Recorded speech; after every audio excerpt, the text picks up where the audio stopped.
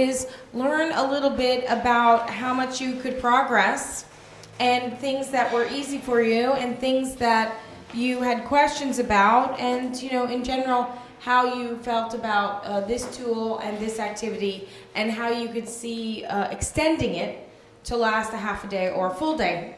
Okay, so who would like to begin? We can start with we can go team by team and get different team reactions. Yes? So which team would like to begin? Geraldine, thank you for the offer.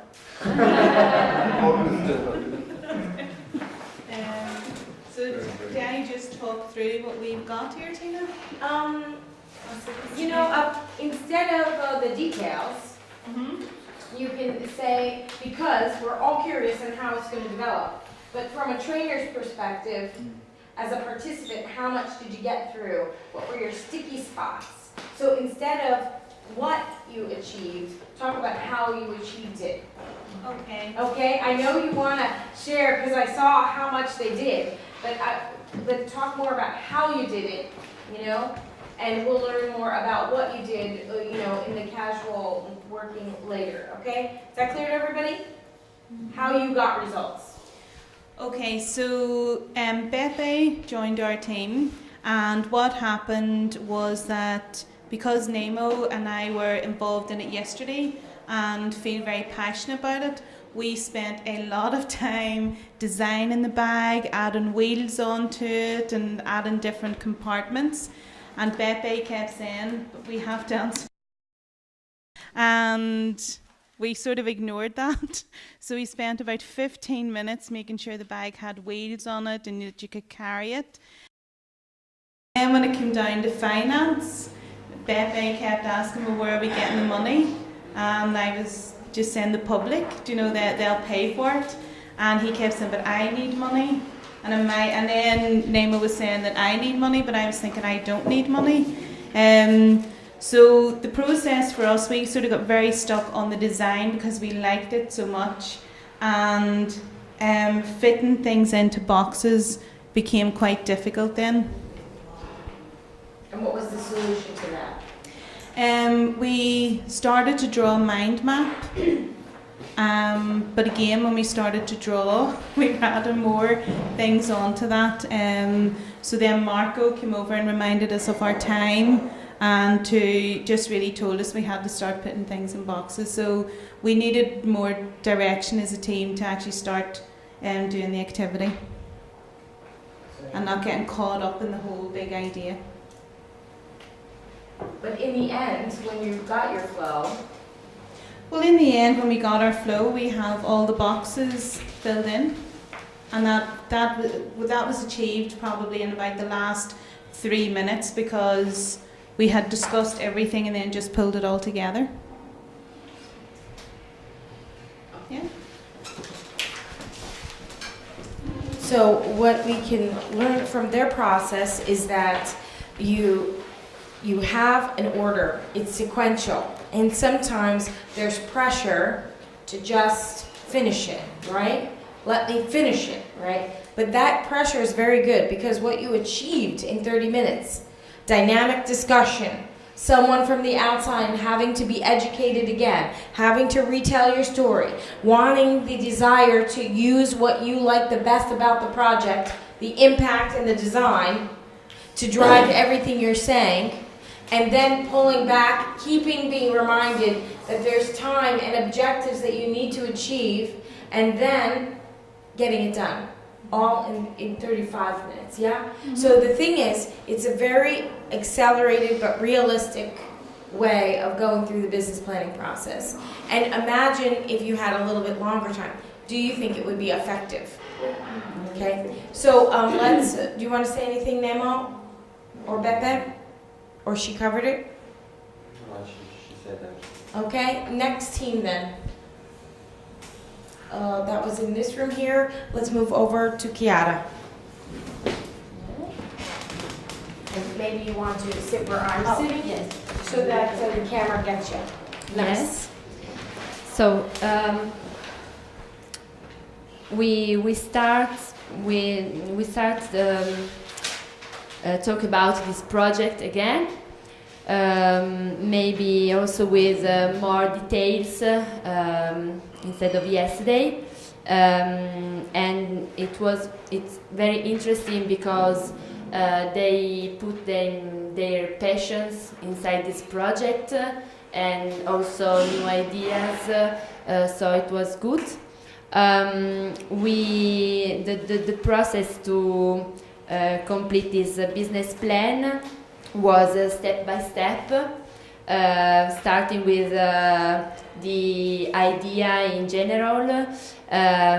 We don't really understand the difference in between vision and mission, so we asked Tina to explain it again for us. And what answer did you connect with?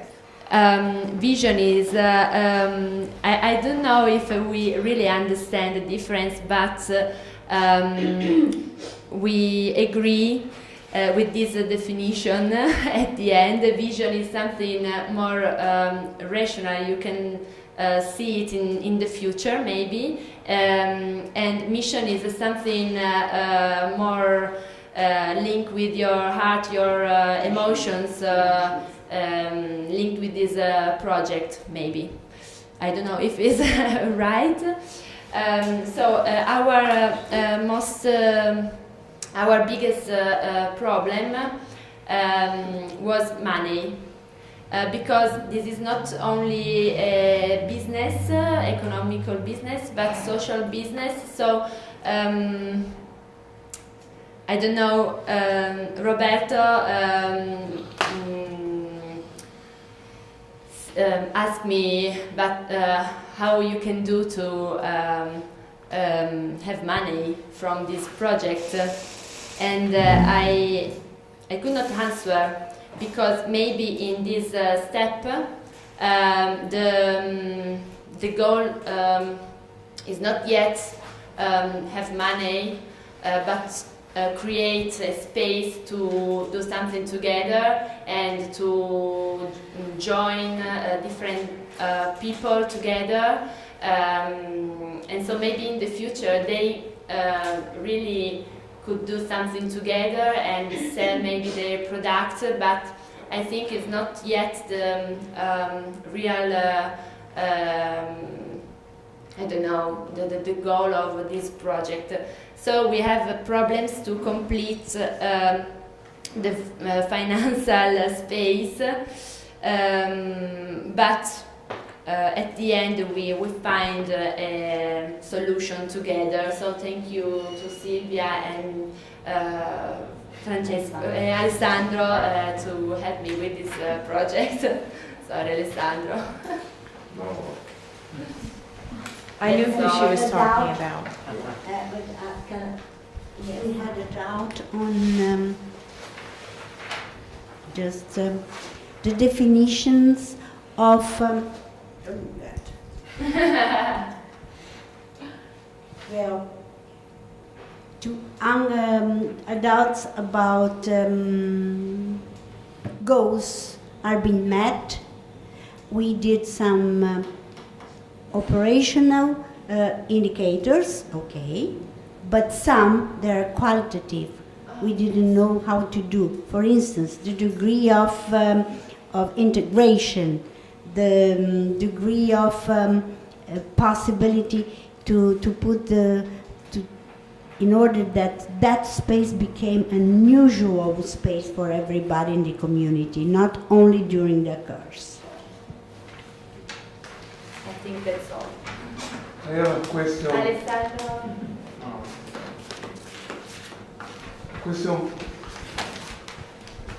Question for Tina. You are an investor of this project. So do you want your money back? And how?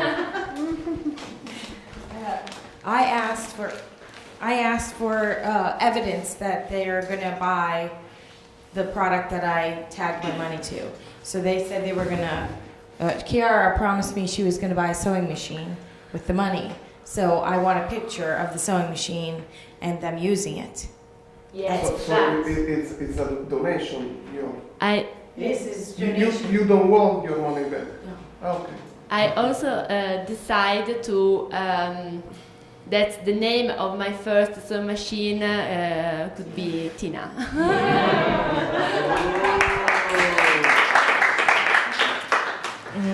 I like that. Thank you. I'm blushing. Sponsorized Yes. by Tina. There we go. I like that. I Oh, love yes. that. Yes.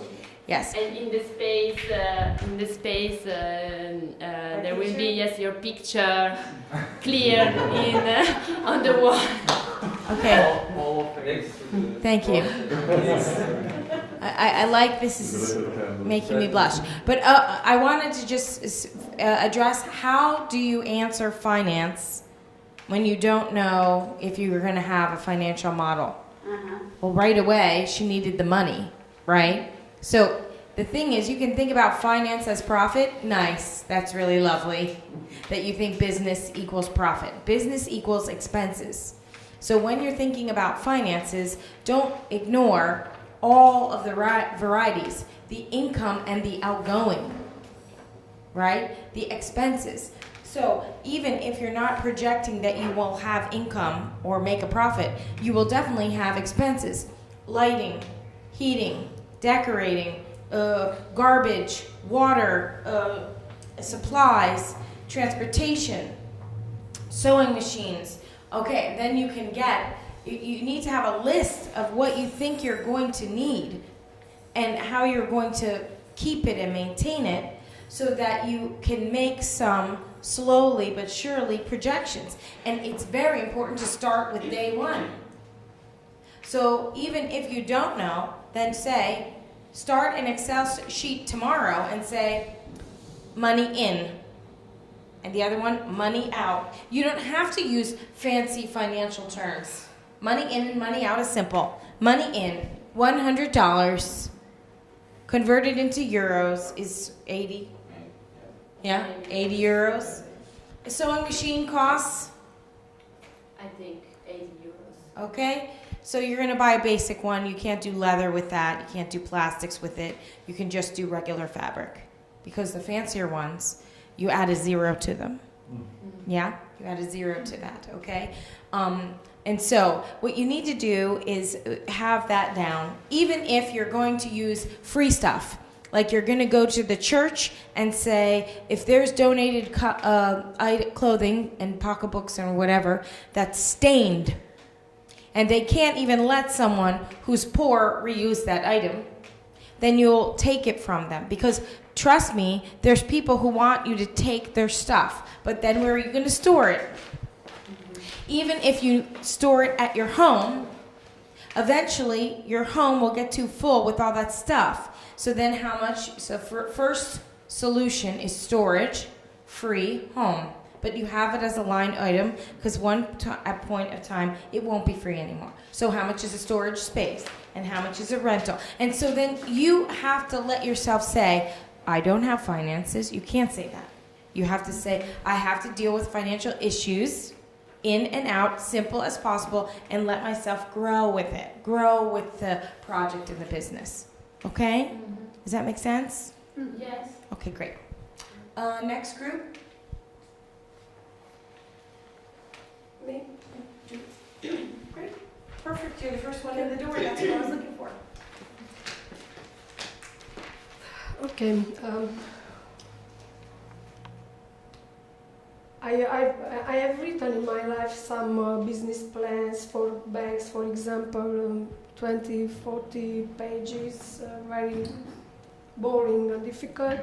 But this business plan really helped me to have my vision in a one sheet at first, but secondly to mind map details in my mind, because Mirella first helped me with her questions about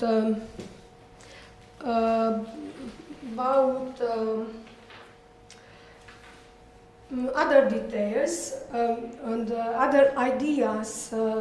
For example, sell new books because they are too expensive for people from my town.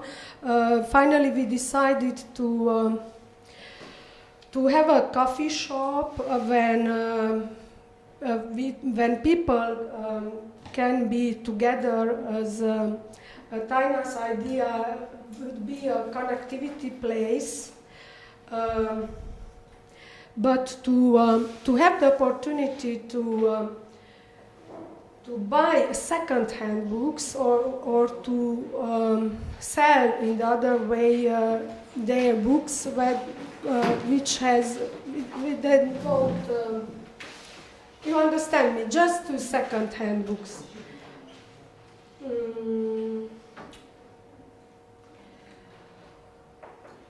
What was more important?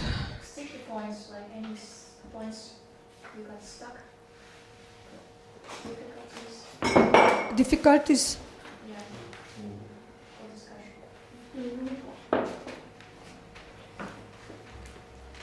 Oh yes, about my vision. It is really important. It was really important for us to find what the real vision I have, you know, because from this vision we could make more further, as Francesco helped me with social issues. So my vision is to have a place when people can be together, but to be a place with just books and books around us for the feeling. But the most of the visions is to bring books closer to people. This is my vision. Francesco told me an idea to make this business idea where I am most used with it to bring together with the social issue in the future, you know, when I will be most when I how to say a social issue with the point to grow my business in the future, you know, because I am not used with it. I am used with in a business more. So starting with a coffee shop, with second-hand books, and after that I will make more social. For example, we had a brainstorming together about action plans. For example, I can make workshops for kids or recycling paper, as Taina's idea was creativity events, or I can invite writers or artists there, and some kind of things. We didn't fill every space, we hadn't time, but it isn't important for me. More important for me it was to see my idea more detailed in my mind, and after that I will think about finances, about how I will find a place for it, maybe empty places or already existing bookstores.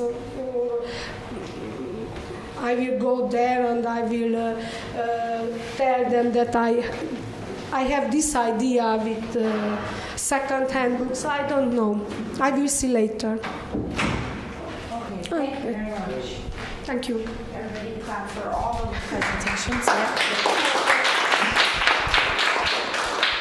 Okay, so I think that it's great that you two are sitting next to each other, because it's a great contrast in how differently people approach the tool. So Geraldine's case, it was too much specific, so she wanted to still be creative, right?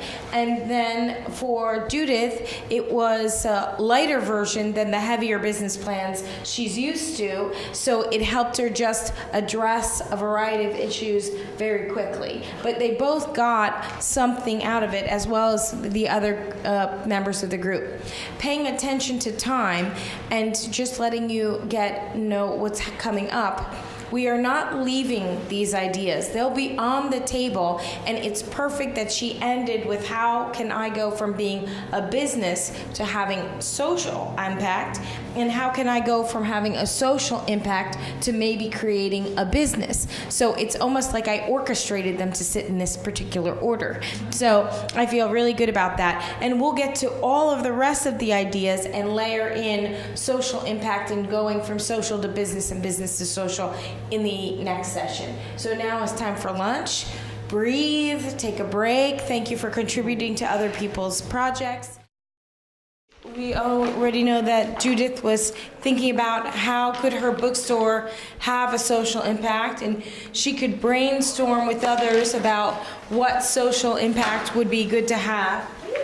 But it's best for you to do it when it's something authentic to you. So if seniors are the target that you would like to do your enterprise for, then maybe you should try to launch with that particular customer in mind and do some research finding out what seniors really need, because those are the seeds of the most innovative things you can do, is really, starting because your heart cares about something. And that's going right back down to the first time we made the dolls.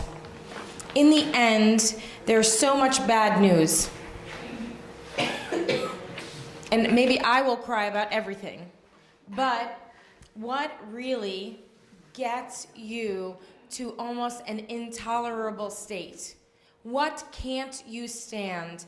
That is probably going to be the social issue that you should really make sure you focus on, because it's something that is going to, I know this is a hard word, but it's perplex you. It's going to confuse you. It's going to stimulate you. It's going to cause you the most to innovate around. So everyone can make a quick list of, and I don't know how this functions. Can someone help me with this? It's kind of too modern for me to figure out. I'm old school with the old flip chart. This is a scroll. Did you see this feature? So this is also a good example of one of the things we couldn't get to, is how do you take a product that's ordinary and make it extraordinary? So this is a simple flip chart I think they had with caveman times, and now it has a scroll, so it has a new feature. Okay, we need some, I think the markers are in the big bin over there. Oh, really? And look at this feature. Feature and benefit. If you knew it was here, it would benefit because you could easily get to one of the markers. So, okay, we're going to do, think now, bubble it up in your side of your head, different social issues. You want to do this for me? Do you feel good? Yeah? Okay, so tell her social issues that us, we as a group, you as an individual care about. One is senior what? What do we care about, seniors? Do we care about, is the issue aging with seniors? Or is it senior loneliness? Or what is it? Maybe loneliness. Okay, loneliness, okay. And what are some other issues that you guys have talked about? I can bring them up, but I'd rather you say what they are in your communities. Unemployment. Okay, what else?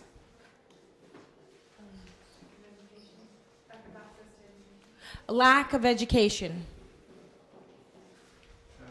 Regenerating urban spaces. Urban renewal. Yeah. Urban renewal. Okay, urban renewal, and then we have pollution.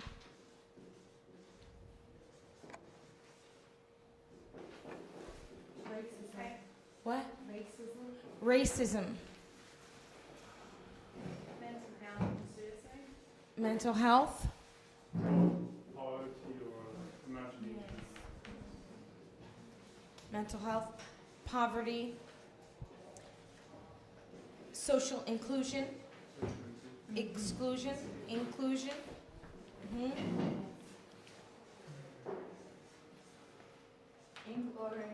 Right, inclusion. That's the positive, but it's usually the exclusion, okay? So, yes? How about just criminal justice or criminal injustice? Yes. So justice. Because you could talk about abuse of law enforcement as a crisis, or you could say that there's just so much they can't handle that they sometimes are not behaving like we wanted them to. So are there other issues that have not made it to our social issue board that you would like to be put up there? Misrepresentation of young people. Mm-hmm. Mm-hmm. So, The justice system. okay, so youth perception or misperception, okay? Or intergenerational issues, because in Croatia they actually had a ministry for quite a long time called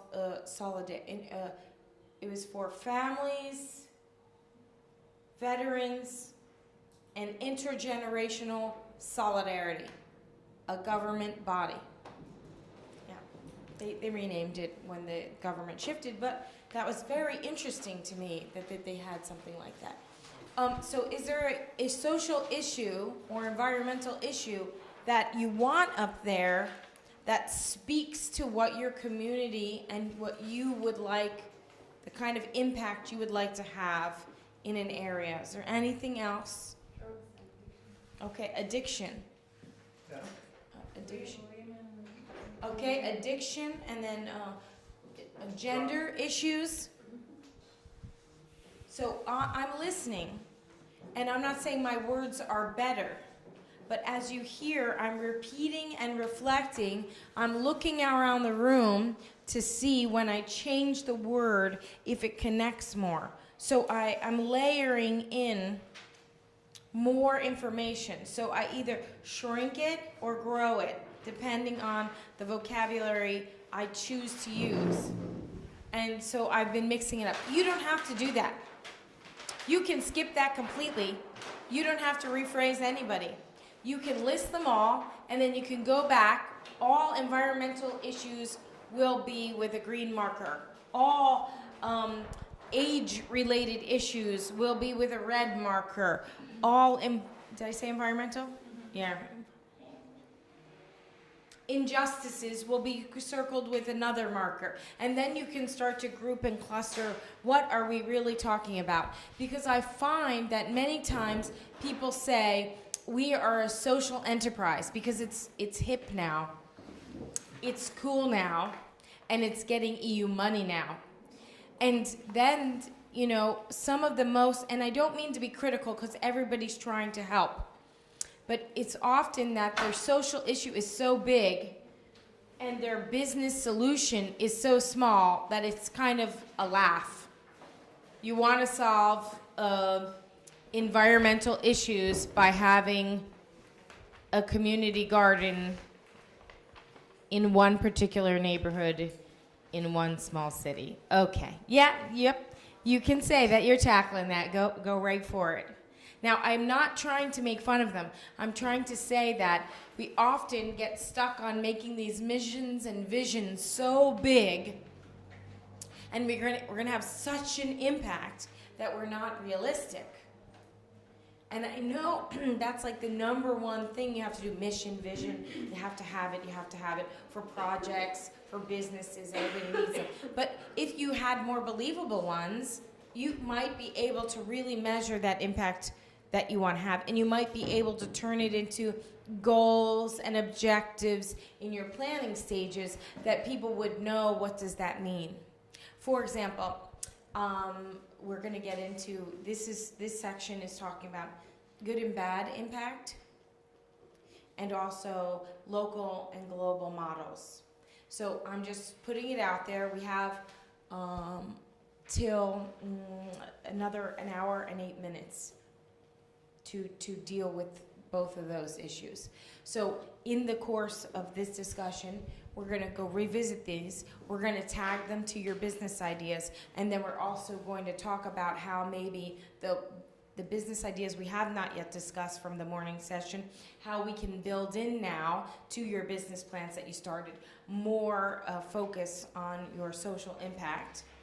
And then we will go to the internet and we will surf, and you guys will say, I know about this business and I know about this social enterprise, and we'll play show and tell right now in a little while. Okay? Does everybody feel, or who has some examples of social enterprises they know tackling maybe some of these issues that might be interesting to the group? You do? You do? You do? I do? You do? Yeah, okay, so great. We'll just get up and we'll play a little show and tell game in a little while, okay? So have those in your head. So who needs to recap their morning session? I think we went through 3 groups or 4? 3, maybe. 3. We just went through 3, so we have 3 more. So the next group would be the lasses from Ireland. Yes? We're talking about the Creativity Lab. Did it get a name, ladies? Nope. No? No? Well, that's okay. Here. So you guys. Yeah, come on up here. Do you want to hold it for each other? Yeah.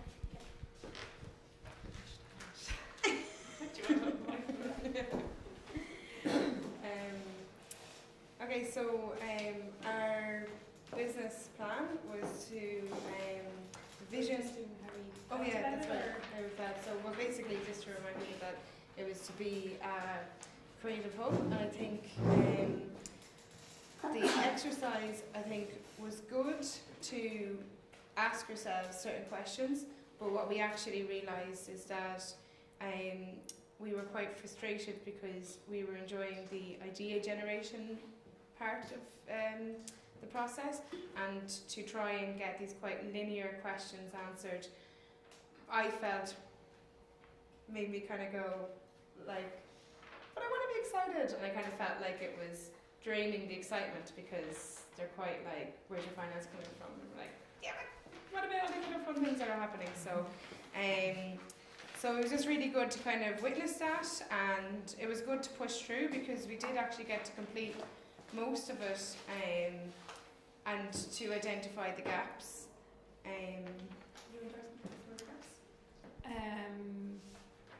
Yeah, the financial one was the main gap really, and I guess it was kind of like what other people have mentioned. Maybe it's because it's a social kind of objective that the product or defining where you get your revenue isn't as maybe as clear, but that obviously there'll be other streams, but it's not.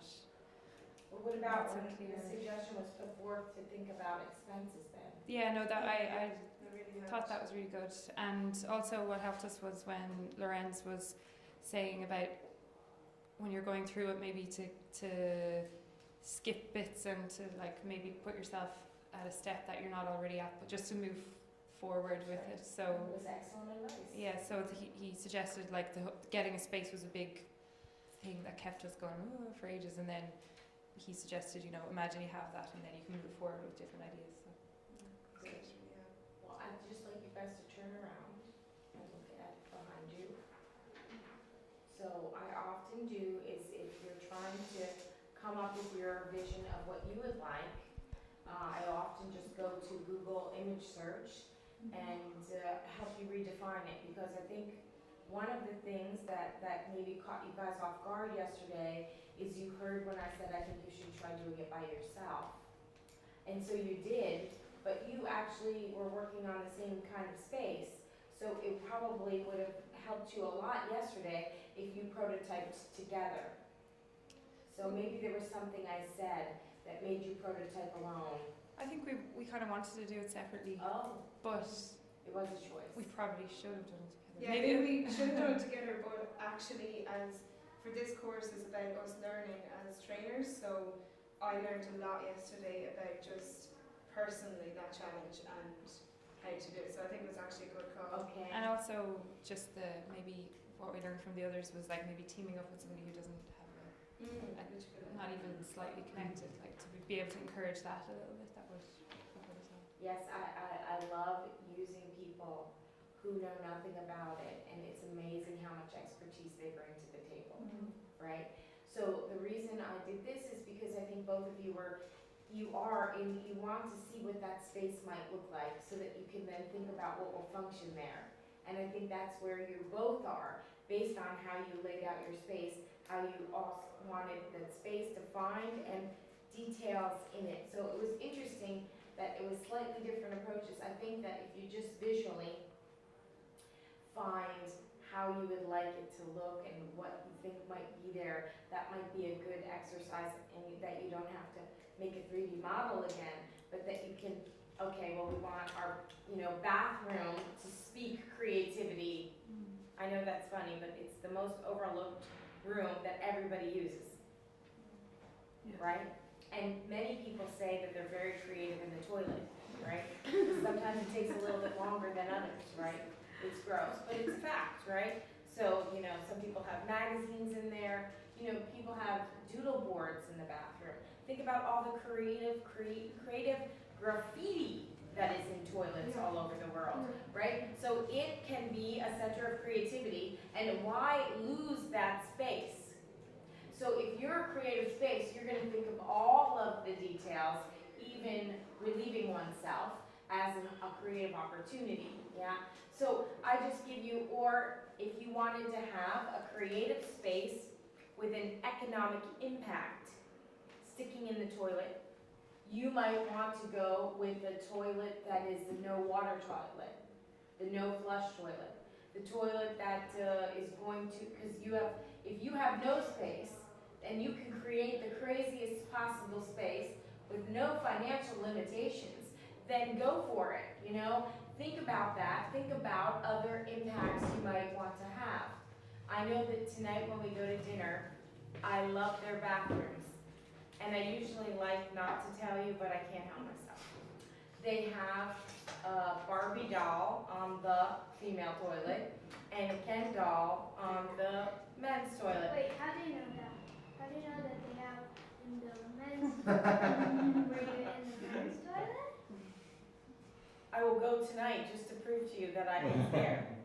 But I'm not scared of going into a men's toilet ever. If I need to go, What I if can there's a go. talking toilet? Okay. That's that talking toilet is for the loneliness issue, though. But thank you for bringing that up. Okay. So the Will thing. you marry me, talking toilet? Oh, Dorian. Okay. So anyway, thank you for your contributions. You can sit in the circle though if you would like. Which circle? Over there. Go sit down. So you feel welcome. Oh, I was gonna ask. Okay, maybe he wants.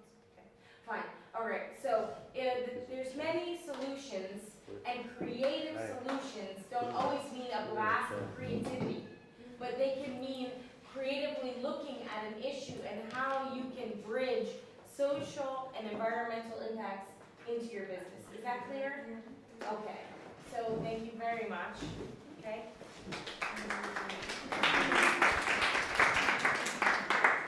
Okay, so let's look at the next group, and that would be Slavo and Jochen.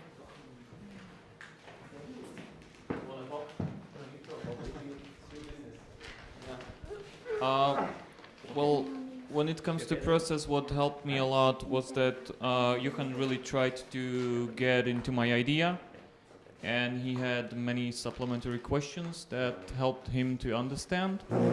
And after that, we were able to move on and to develop that idea.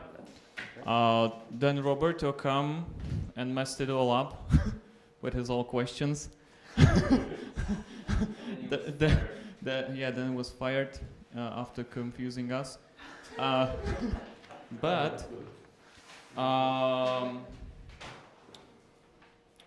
Well, where we got stuck up, I would say, was a vision, because questions like, what do you want your company to be? The first thing that pops up in my head, and maybe in your too, like I want my company to be successful and to make money and profit. And why is now the right time to start your company? Because I want the money now.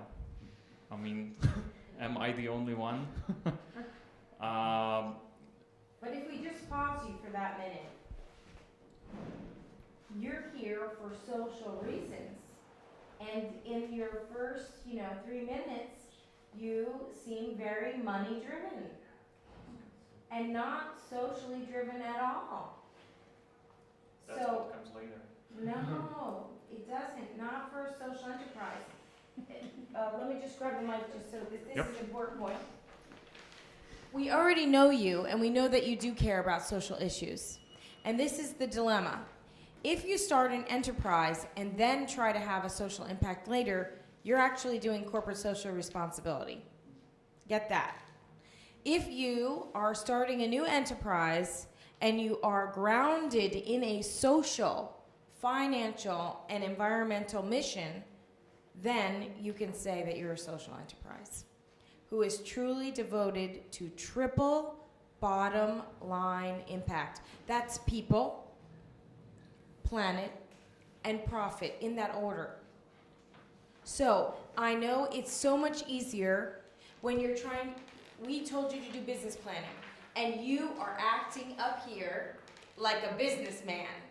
Show me the money, honey. We have honey. I know. We make honey. I turn around, gentlemen. We checked it, okay? But the thing is, you just have to make sure that you can't have those conversations with your team like that. Even though we're friends and you trust us, you really can't, because that would be sending a contradictory message to what we know to be you. So what you have to do is try to think about how you balance that social and financial. So what you want to do is you want to have a social impact. Why don't you talk a little bit about that? I know in our conversations the social impacts you want to have. But I don't know, does everybody know his idea clearly? The one, yes. The tree, yes, everybody. Okay, fine. Wait, did you see how Massimo described your idea?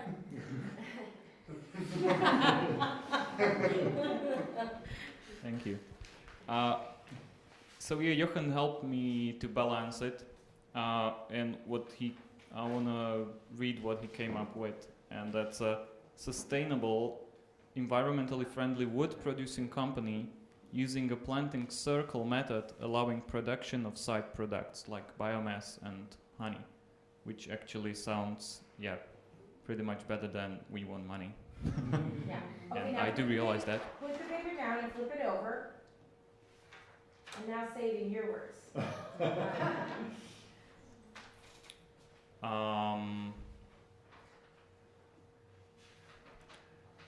My company, You could say plant your tree, plant your future. yeah, plant your future. Plant your future project invites you to be a part of a world-changing company where you can influence things like unemployment, global warming by planting your tree. Okay, that's step one. Round of applause.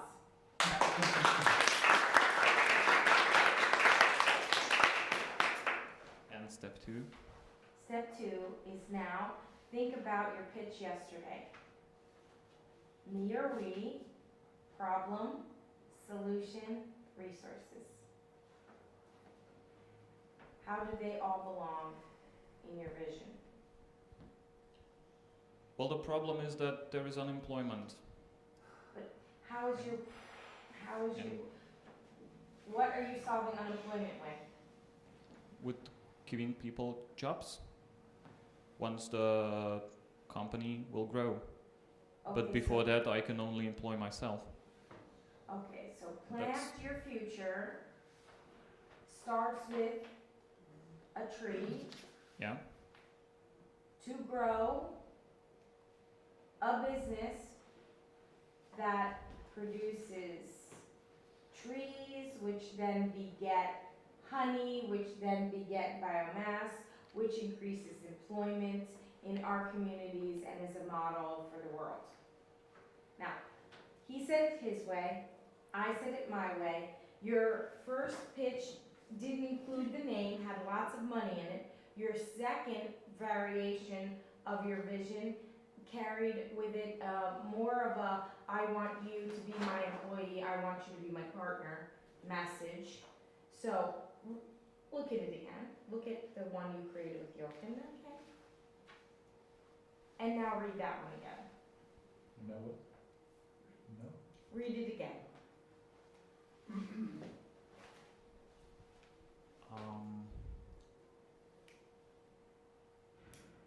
Plenty of Future is environmentally friendly company, aim of which is to produce high quality wood and first class side products like honey and biomass, and it will all increase. It helps to increase sustainability and employment.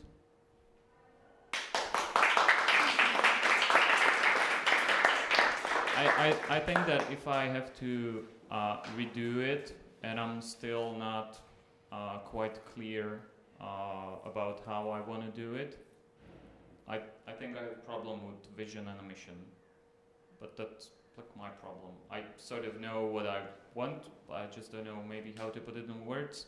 And because the project is so big, I don't really know whether I want to achieve this or this or this or this. Yeah, I mean, it is very close, mission vision, and we talked about the difference. But what I asked him in the first place was, and it didn't come through very clear. It's what do you do? What's the activity, or at least the product, the output of it?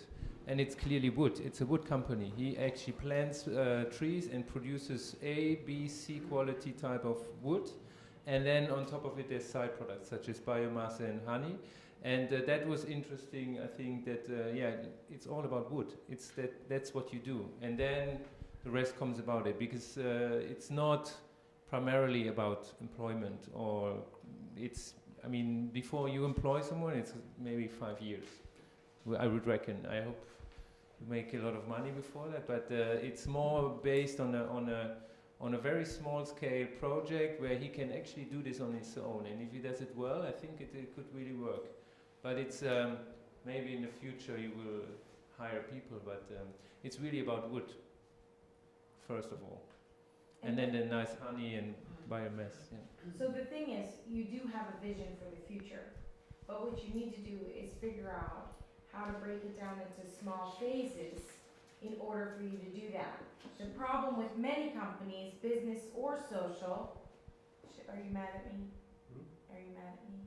No, I think your sound is coming through the... Okay, fine. Just checking there. That you try to jump steps and then get confused.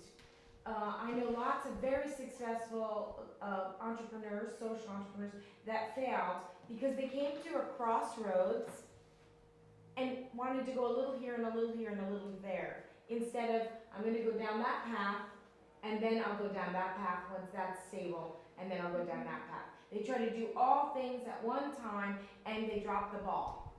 So the thing is, you have a vision of the kind of impact you'd like to generate long term. First one is that you want to be a lifestyle entrepreneur.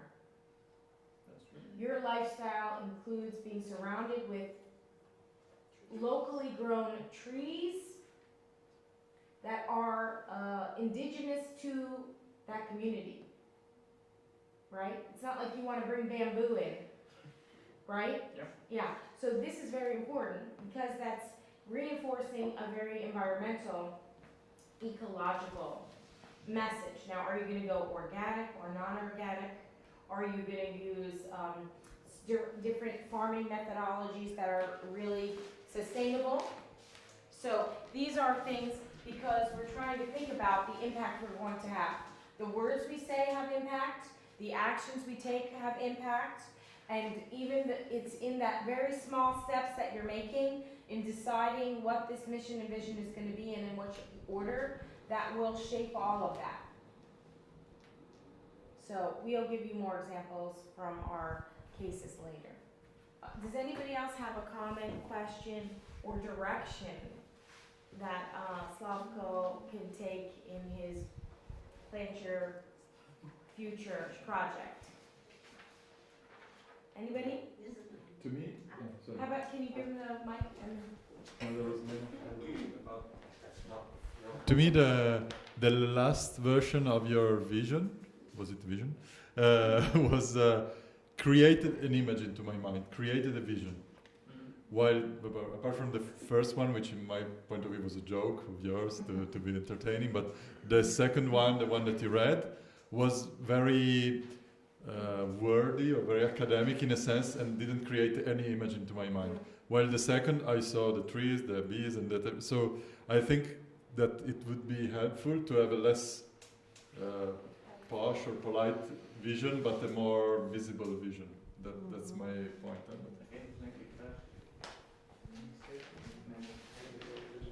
My point is a long-term project, so it can take, I think, to start 5, 6, 7 years, because for growing a tree, to use it.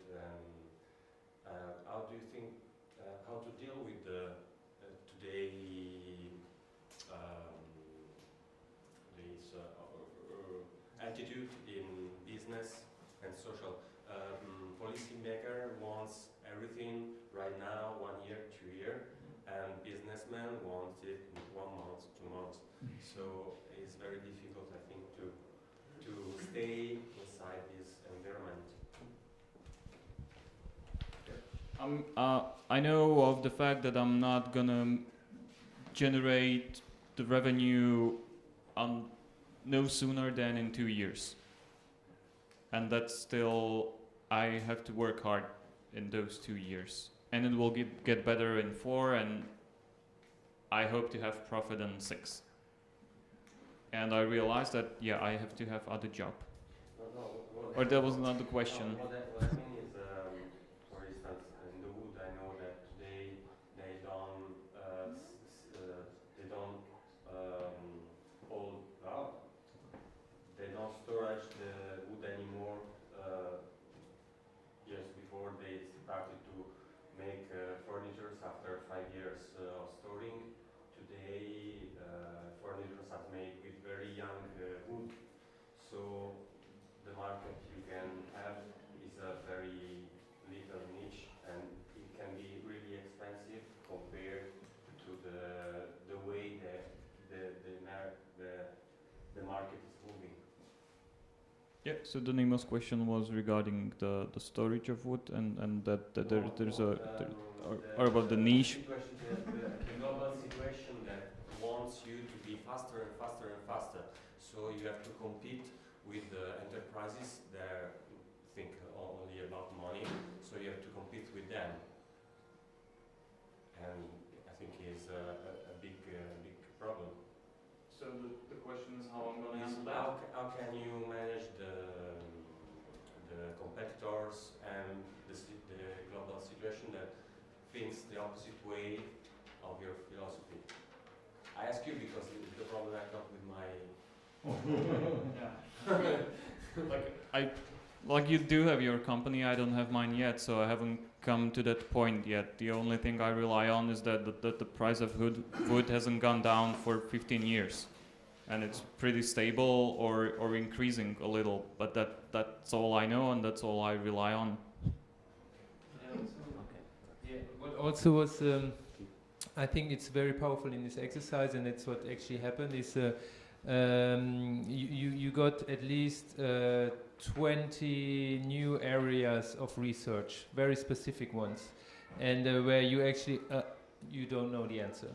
So, and that is very interesting because there was a lot of research into the honey business, research into the wood business. There's very particular types of woods. There's this question about storage. So I bombarded you with questions you hadn't thought of, and here are more. And this is a very nice checklist where you actually, if you really want to do this, then you can very specifically research now on very good questions. And then you do this again with other people, and then you get a new set of questions, but you will be a lot of steps further in your project. So this is what we found or not interesting, that we identified very clear areas of research still to be done, even if a lot of research was already done. So there was a lot of stuff he already researched on, and I think this is what this is also about. It's again a working tool. It's, yes. You don't know what you don't know until you don't know it. Yeah. So it's a very good tool because they're generic questions to get you to think about the answers. Yeah, and it's then not think about other things you still don't know, that you must be curious about, that you must refine, that you not write the mission and vision once. You write it and think it and say it and do it and tweak it and do it again.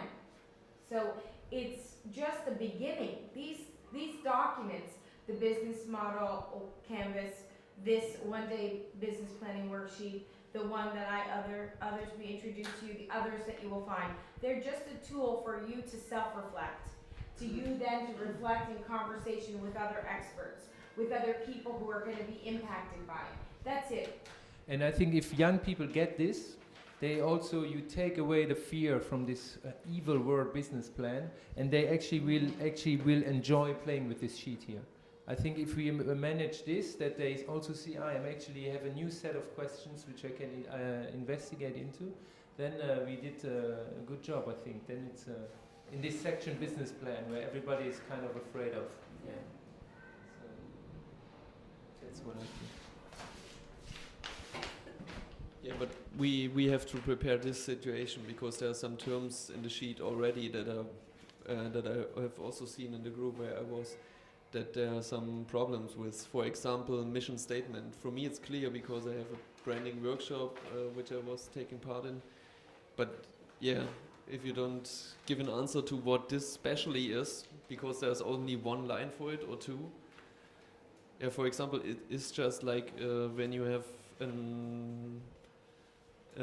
people from Mars stepping out of their spaceship, then you ask them, okay, what do we do here?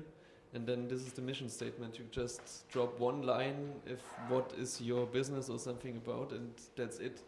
That's some of these bottom lines that, just large corporations have, like, we prepare you for work or something. Yeah. Maybelline.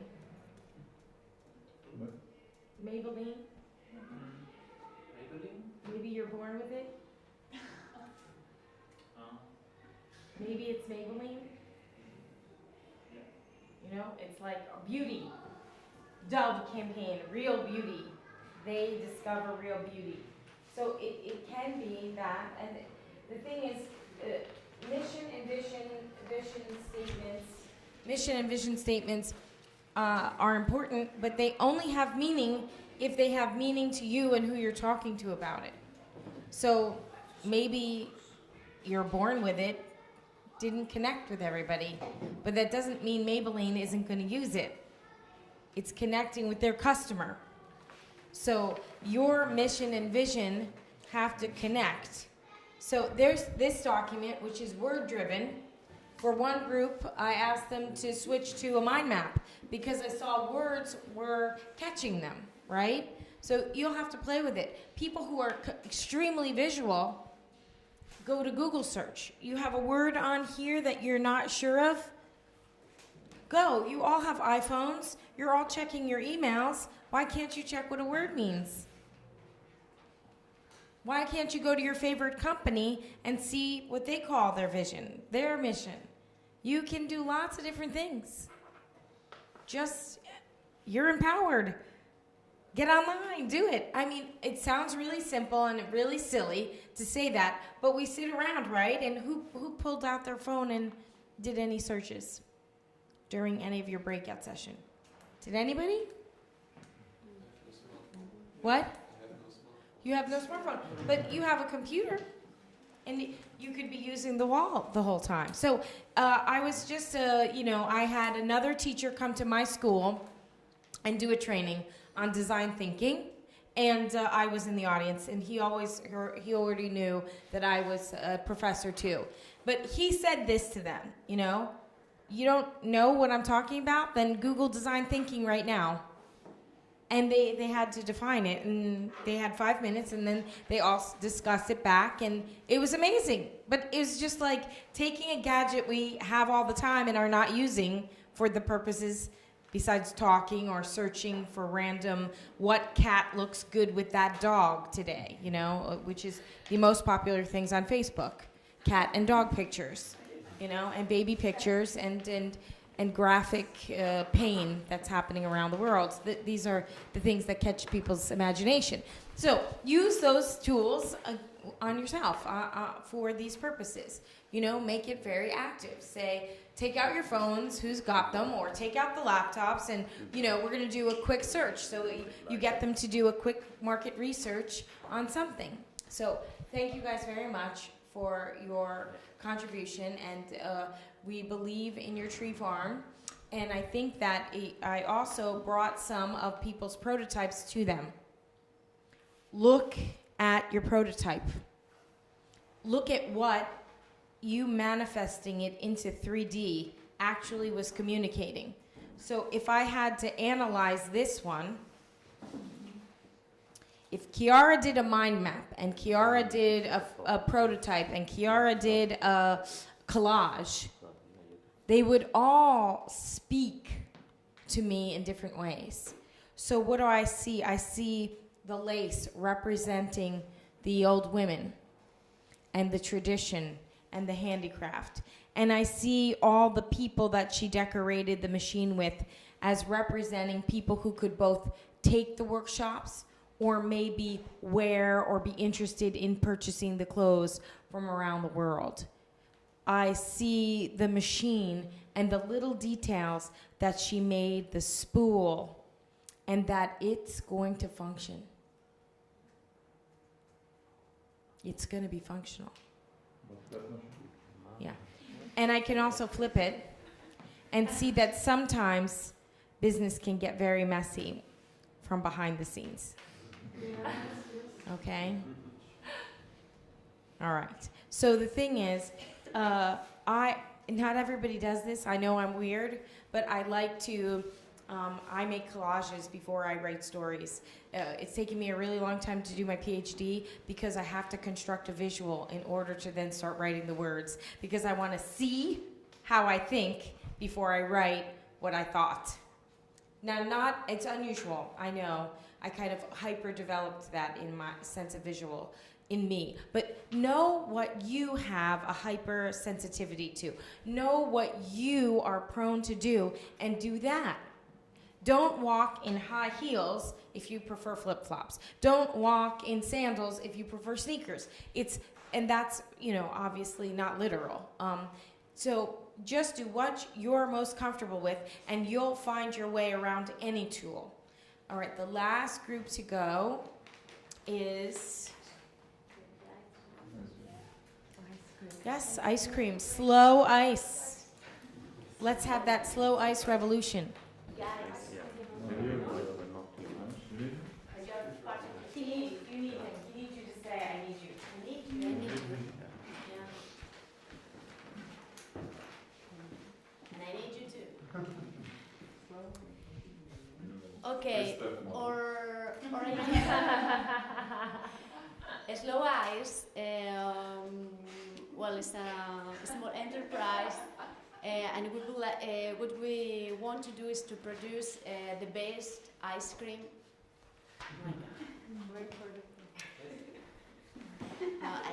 Like this, I'm getting nervous. That's a good look.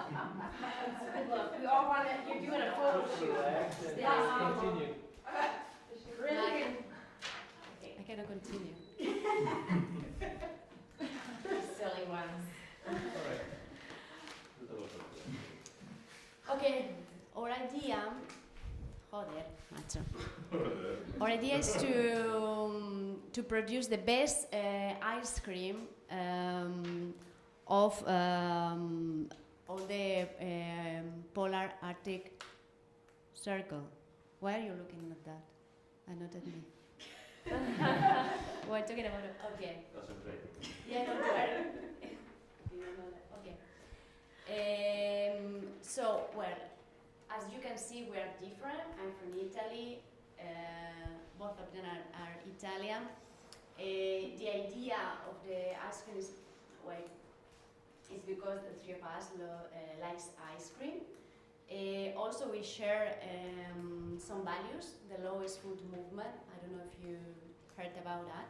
So that's why our company is called Slow Ice, because we are trying to bring ice cream with slow products. So products typical from this region in Norway, Nordland, and made with Italian high quality ice cream, made with Italian style, with the local products. That's the idea. So Massimo has got the business skill. Andrea and me, we have he's got the style, and I'm more with the vision. I'm more visionary, and there's more practical. So we can combine our skill and competencies to run the company. Through the exercise, we realize also that we have some. I mean, we need more people in the business. We will need people from Norway, from this region, from Nordland, to know more about the network and the I mean, also because we are trying to bring one Italian idea, and we are not from Norway. And also, another thing we need is to know how to prepare ice cream, because we are good at eating ice cream. We know the quality, but we've got this lack of skill. But you want to talk maybe about the economical issue? Okay. So, you are in Italian? No. Okay. Okay.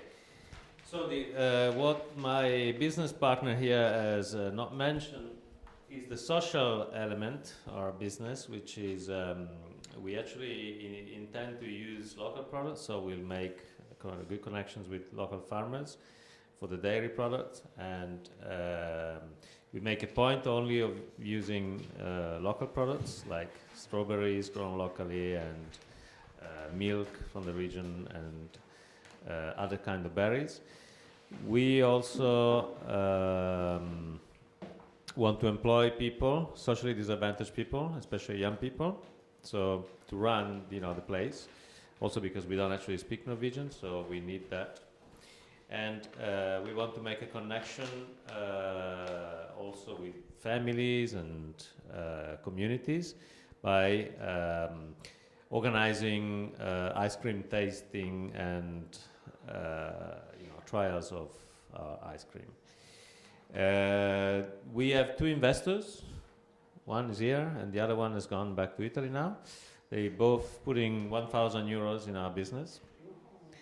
And Is this real or like I did with Chiara? No, for real. No, they are If they do it, we do it. For 1% of the company. Yeah, because the value of the company, we value the idea for 100,000 euros. So it's the investment we need. So now if you want to be shareholders of the company, it's one. Yeah, another 98%. Yeah, so it's 1,000 euros for each shareholder. I wanted to add one thing seriously about marketing, that the strong marketing point of the shop, in our point of view, but I would like to check with you if it makes sense, is that the shop will promote the way. First marketing element is the position, because they want to position the shop in the shopping center close to a wine shop, so where people go for before a dinner or before an event. The second thing would be the Italian strange exotic style, in a sense, because for Norwegian, Italian style is considered to be cool in a way.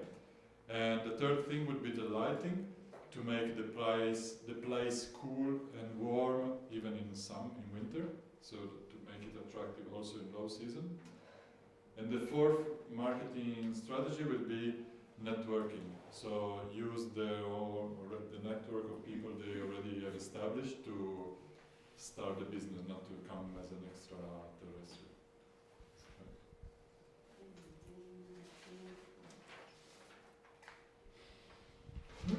Yeah, I think more or less we didn't get so much into the financial aspect. I mean, just a little bit because we hadn't not so much time.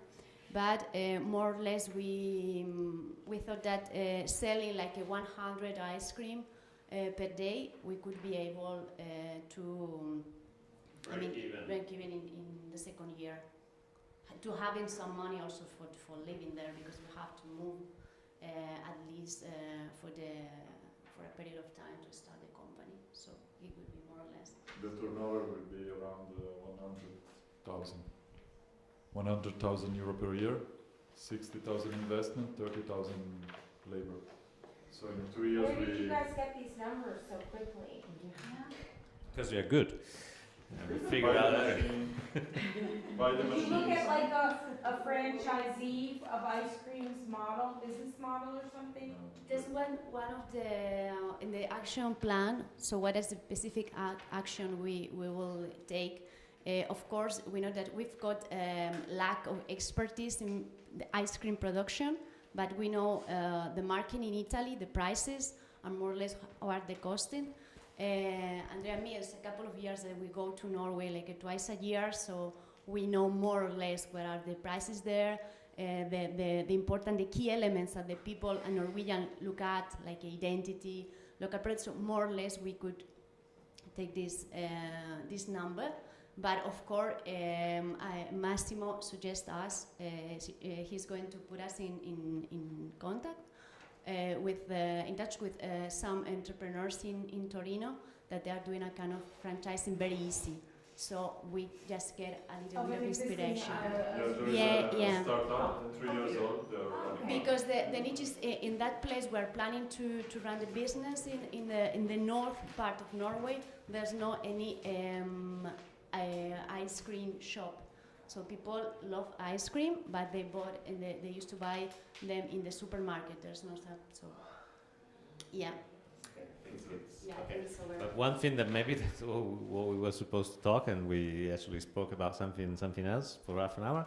It's what we learned from the exercise, and I personally learned, and also Patricia, which is actually, even if you have an idea, and even if you've done some research, or if you know, in this case, ice cream, because we've been eating ice cream for most of our life, it's good to check things with other people, with a business sense, because they give you an insight. And it's also good to have, to really establish connections with other business-minded people. And we also learned probably that we convinced him. And if you can convince Massimo, maybe it's a viable idea because it's not a teenage. I want to come down to the stage. He's not a teenager, but he knows, the value of money, and he's an entrepreneur himself. So I think this is fundamental when starting this process of creating a business plan.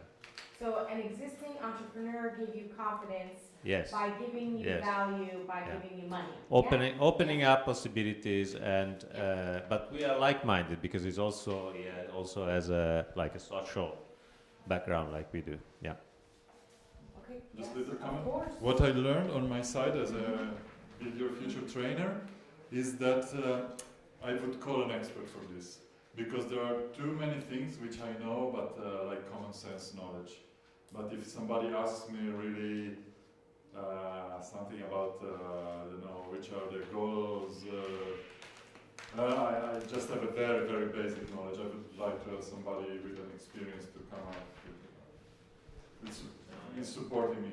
As you said before, I don't feel enough confident if I just read it on the internet. I would like somebody like you, which can bring an example, make a reference, something like that. Okay, no, but the thing is, once you get that experience, if the first time you want to do it with an expert there, that's great. You already know that you want to do that. But then the next time, you'll get more and more experience. And I heard you may be traveling to the other sites within Italy. So then by the time you're at your third site, you will no longer need an expert, but you still may choose to use one because you like the reaction it gives the participants. I always bring entrepreneurs into the classroom when I could easily tell their stories without them, but it's not the same. So bringing in an expert, I think that you could have an expert every module, every day. You can incorporate them for an hour or 45 minutes. And then it stimulates the rest of the conversation and excitement. So absolutely use experts, yeah. Now it's just doing a time check. It's 3:08. We've gone through everybody's business plans that they started with this tool this morning. And no matter what, you did have progress. Now give yourself a break because this is a one-day business planning worksheet and you did it in 35 minutes. So think about the progress and the questions. What if then you added a research layer, an expert layer, peer-to-peer workshops together, clustering together, devil's advocates, and then had them retool. How about the exercise that we did with Slavo, where he had to say his mission and vision, the way a consultant told him to say it, the way he would say it if he was money-oriented, where he would say it if he was socially oriented, and Goldilocks' version, the just right version. Okay? So there's lots of things you could do to get a real business plan going. And then what you do, I like to do, is move it from the worksheet to a typed page. It doesn't matter if it's 1 page, 2 pages, or 5 pages after the first day. It is a step, and it is a communicatable document, which will get enriched and roll like a stone over time and get smoother and smoother. Okay? So now, with 20 minutes to go, we're going to do our, you're going to pop up here on the computer and play a little show and tell. You're going to show us your social enterprise and just briefly walk us through it. Of social enterprises that inspire you as good examples or bad examples. So could you hold the mic for me? As we were talking about, I don't know how many of you know about Ben & Jerry's Scoop Shops.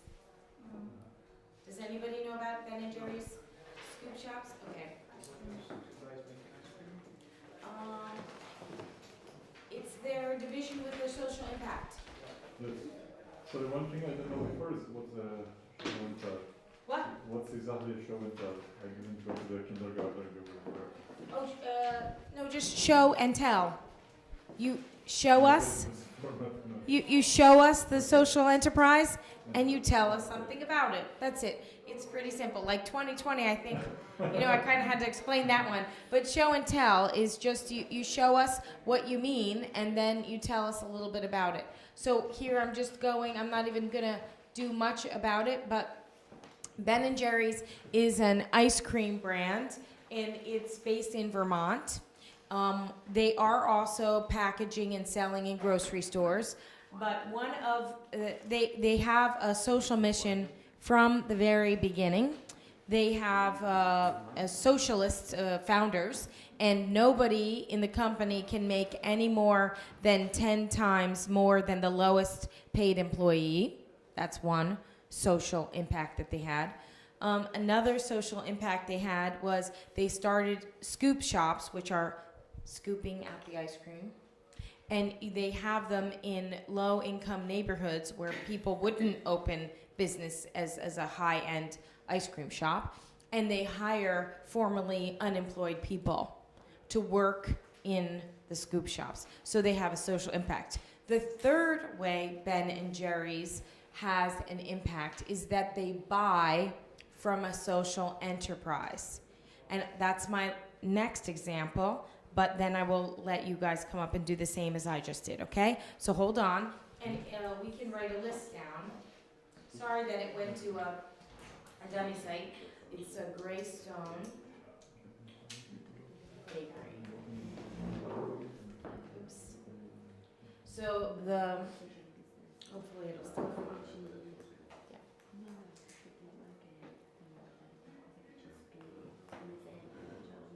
So Greystone Bakery, I'll just leave the medley of collages. Greystone Bakery is one of the oldest examples of a social enterprise in America, predating a legal entity that could describe what they did. So after they've been open 20 or 30 years, the government of the US finally caught up and came up with a corporation to describe the kind of business they're in, which is a B corporation, which stands for better. So Greystone Bakery started in, 1982, and what they did was they also started by Buddhist religion is the founder, and he believes in helping society. So he started a bakery where everybody were formerly convicts or unemployed in some manner, down and out people. And Ben and Jerry's was one of their first largest clients. So Ben and Jerry's makes ice cream, but they can buy from whoever they want. If they wanted to buy from a nasty, chemically driven, additives and treat their employees terrible company, they absolutely could. But Ben and Jerry's chose to work with Greystone Bakeries, who had a social model. So Ben and Jerry's makes ice cream with raw cookie dough, like vanilla, it's called cookie dough ice cream. And then they also make ice creams with brownies inside the ice cream.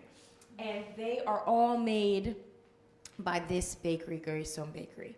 And not only, as Greystone Bakery has gotten more clients and more awareness, they've grown in the kind of social impact that they have for their employees.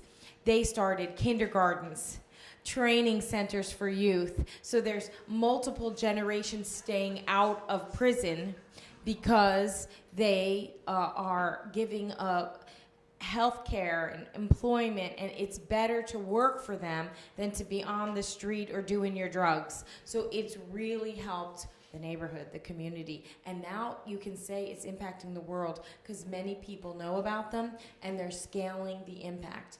You guys want to open up an ice cream shop. Could you believe how many ways you would just learn about how an ice cream shop can have impact?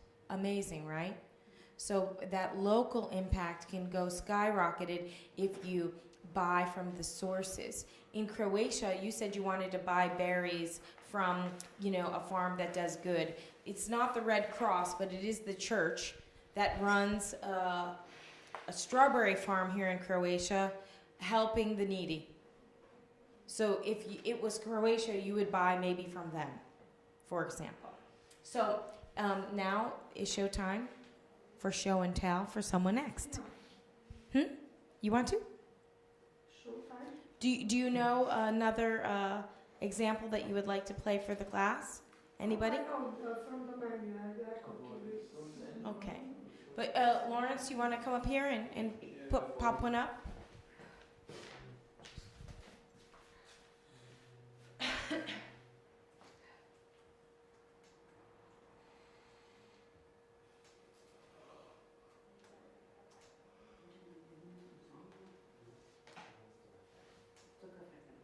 And there's video examples as well. You can watch a video example and use the one-day business planning tool and see if you can deconstruct what kind of business plan that organization might have as well. Yeah, this is just a famous woman from the States starting a project after having projects in the developing world. Her name is Emily Pillerton, and he has Project H, and makes now like a school city project in a rural area in America. And from her also comes this big movement of like social design, so designers switching off from making luxury stuff for rich people and going straight to education in some way. And yeah, as you can read, non-profit teaching youth to design and build their future with hard hands and hammers. So it's quite practical, the attitude. It's also very often connected to prototyping. And they, for example, got a toolbox, but these are the 4 main areas where they work. They have like Studio Age, which is a school class. Then they have Camp Age, which is empowering young girls to see what they want to work after school. Then they have like single workshops, like learning how to build something with, I don't know what's the English word. Yeah. And then that was the first project when they entered the community, that they see, okay, we don't have to teach the kids because the teachers should do that. So they teach the teachers, so they have a teaching of teachers.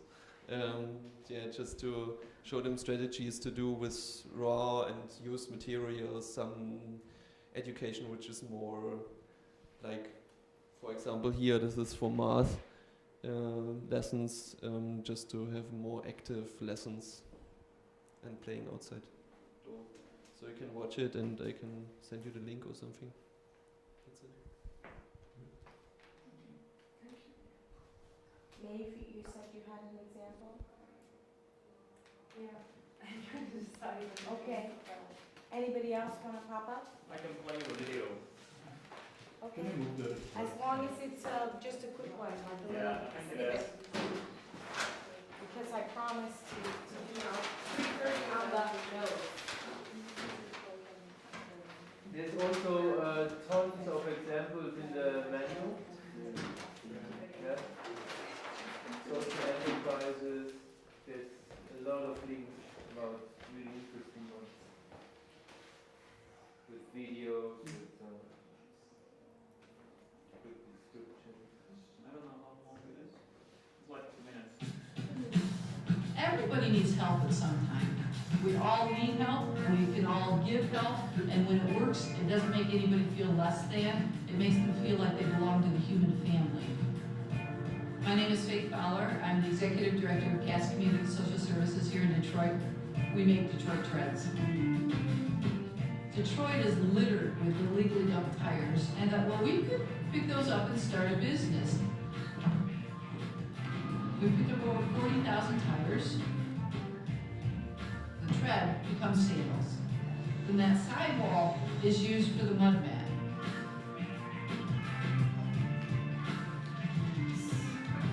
We've got 85 people, formerly homeless, that recycle materials, and it gives them a sense of pride.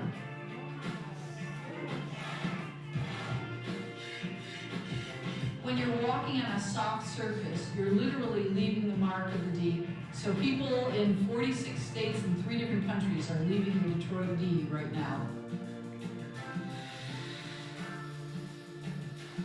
Every man signs the mat with his signature. Somebody's heart and soul has gone into the product, and it's unique. I don't know that I created the sense of family. I think once you've been homeless or hungry, then you have a great empathy for other people who are in trouble. The fact that they can get a house, get a job, get a car, and then say to others, I made it, you can make it too, that's really the glue of the community. We don't need to give up on anybody.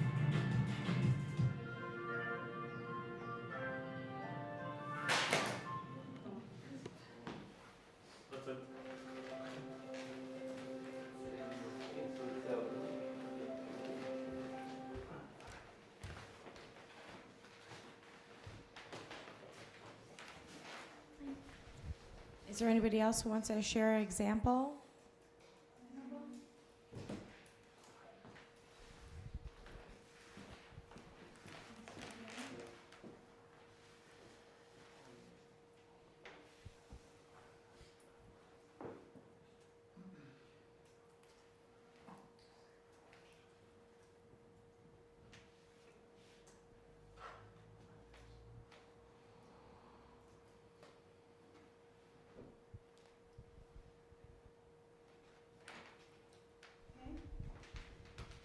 This guy here on the screen is called Ian.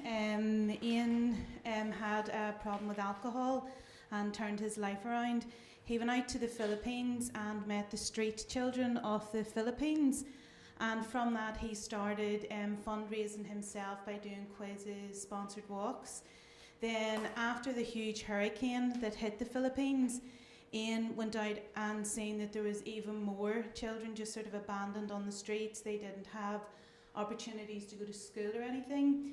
So Ian, as well as the fundraising, decided to open a coffee shop in Belfast, and it started then just in a real hip area of Belfast where all the students were, and started selling coffee. And then from that, they've opened up orphanages. They're sending the kids to school. And now they've got a college in Belfast it's a very posh college, and they're making school bags and lunch boxes. And for every school bag and lunch box that is bought in Belfast, then a child in the Philippines gets it.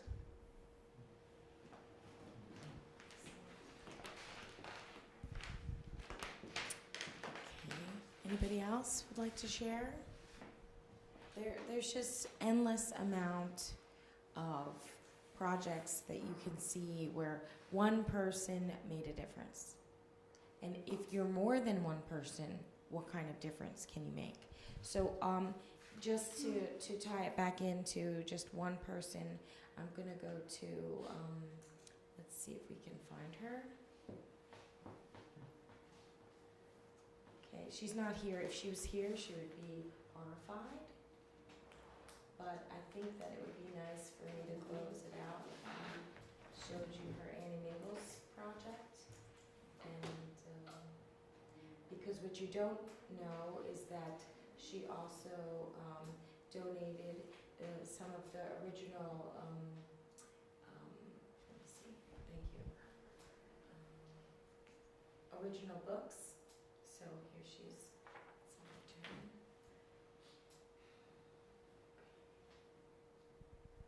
there's quite a lot, you know. So that's Josie, and you can see her book. She did a lot of promotions with it.